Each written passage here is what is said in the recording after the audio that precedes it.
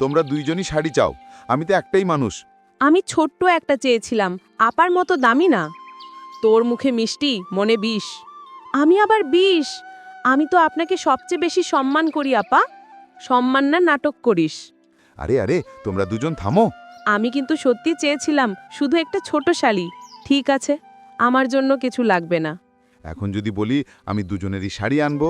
তাহলে আমি আপার সঙ্গে এক রঙা নিব, এক রঙা শাড়ি, কিন্তু আমারটা আগে কিনবি।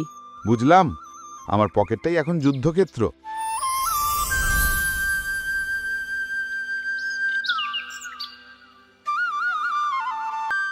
তোমরা দুইজন একসাথে মাকে কাজ করলেই ভালো হয়। আমি তার সঙ্গে কাজ করব না।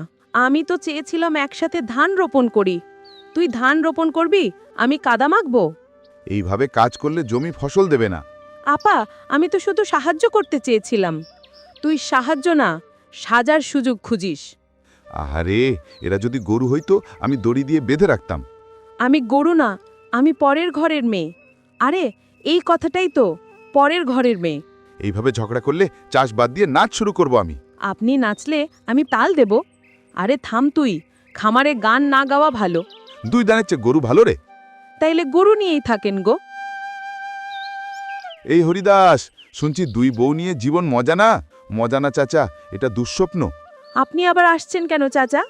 তোমাদের ঝগড়া শুনে কান ব্যথা হয়ে গেছে, দেখতে এলাম। আহা চাচা, আপনি চা খান না? ওরে বাবা, এখন আবার চা খাওয়ানো শুরু? ওরে বউরা, একসাথে থাকলে বড় বাঁচে। বর তো গরু চাষে ব্যস্ত, আমাদের দিকে তাকায় না। আমি তো প্রতিদিন তাকাই। এই জন্যই আমার চোখে ভয় বসে গেছে।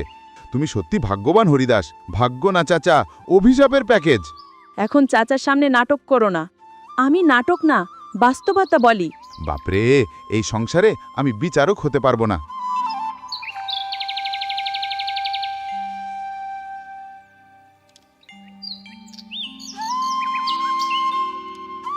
কে হাড়ির ভাত খাইছে? আমি না আপা, শুধু একটু ঝোল চেখেছিলাম। সেই চেখা মানে অর্ধেক হাড়ি খালি। তোমরা এক হাঁড়িতে ভাত রাঁধো, অর্ধেক খেয়ে ফেলো।